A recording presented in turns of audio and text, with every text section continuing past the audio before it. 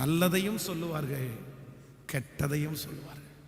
ஒரு காரியத்தினுடைய நல்லதை மட்டும் சொல்லுவது மட்டும் இல்லை, அதனுடைய ஆசீர்வாதத்தை சொல்றது மட்டும் இல்லை, அதனுடைய தோல்வியையும் சொல்லணும், ஜெயத்தையும் சொல்லணும், தோல்வியையும் சொல்லணும்.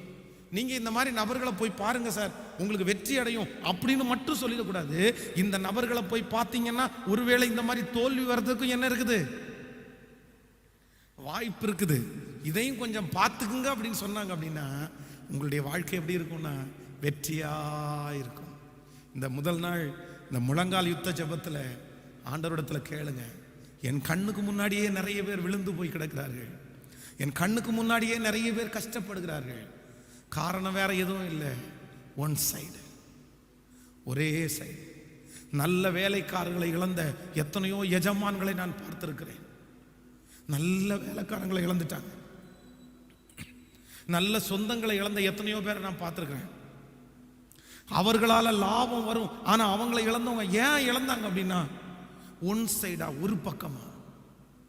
இவங்க அதிகாரத்தில் இருக்கிறதுக்காக, இவங்க பணம் படைச்சவங்களா இருக்கிறதுக்காக, இவங்க அழகா இருக்கிறதுக்காக ஒரு பக்கமா பேசின நிறைய பேர் அவங்க சொன்னதெல்லாம் உண்மைன்னு நினைச்சுக்கிட்டு தங்க வாழ்க்கையில எத்தனையோ இழந்து போயிருக்கிறாங்க. உங்க பேர்ல